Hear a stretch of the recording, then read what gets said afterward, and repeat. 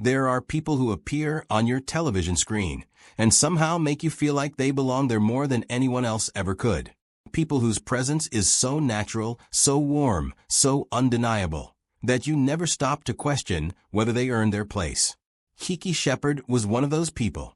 And on March 16, 2026, America lost her. She was 74 years old, and the silence she left behind is louder than most people's entire careers. For 15 years, every time that Apollo Theater's spotlight hit the stage, Kiki Shepard was standing in it. Not as a guest, not as a fill-in, as the anchor, as the heartbeat, as the woman who made Showtime at the Apollo feel like home for millions of viewers who desperately needed to see someone who looked like them commanding national television. In an era when dark-skinned black women were essentially invisible in front of the camera, she was impossible to ignore. And she never let anyone forget that she belonged exactly where she stood. Chiquita Renee Shepard was born on July 15, 1951, in Tyler, Texas, into a family where talent was not a dream, but simply the air they breathed. Her mother sang and directed plays. Her father coached. Both parents were competitive dancers of the highest order. Her older sister was crowned Miss Black America in 1974. Greatness was the family business, and Kiki understood that early. She pursued her education at Howard University, one of the most storied HBCUs in the country, earning a degree in business administration. But even with that foundation, the stage never stopped calling her name. Before Harlem ever knew her face, Broadway shaped her soul. Kiki Shepard didn't merely pass through the theater world. She planted herself in it and refused to leave until she had given it everything. She performed in celebrated productions including Bubbling Brown Sugar, Porgy, and Bess, and Twice in Your Arms, Too Short to Box with God. In 1978, she appeared in The Wiz alongside Diana Ross and a teenage Michael Jackson. She once shared that after her very first audition, she worked continuously for 10 straight years without ever needing to audition again. A decade of uninterrupted work in one of the most competitive industries on earth. That is not fortune. That is a gift refined by discipline. Then 1987 arrived, and everything shifted.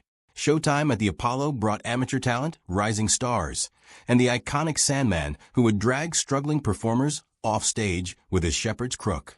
It was electric, unpredictable television, and Kiki Shepard stood at its center. She began as a dancer and grew into co-host, becoming the constant in a show that cycled through celebrated names like Sinbad, Steve Harvey, and Mark Curry. While hosts came and went, Kiki remained. Apollo owner Percy Sutton once told her directly that many women had tried to claim her position when the show exploded in popularity, and his answer to every one of them was no. Because Kiki, he said, represented the little dark-skinned black girl out there who had been told that opportunities like this simply were not meant for her. She was not just a host. She was a message. They called her the Black Vanna White. They called her the Apollo Queen of Fashion.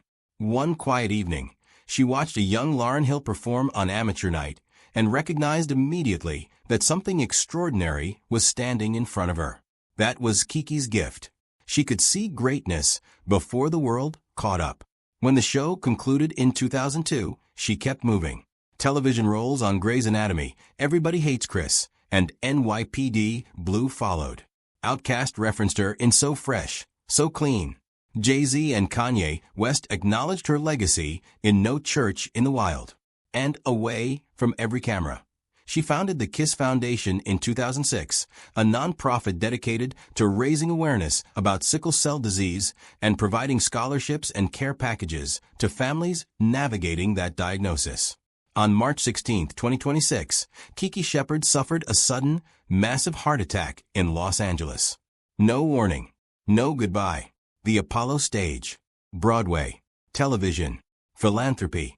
She gave herself to all of it, completely and without reservation. She was elegance with a purpose and love that never once wavered. Rest in power, Kiki Shepard, the First Lady of the Apollo, the woman who showed up, stayed, and made sure no little girl ever had to wonder again whether she belonged in the spotlight.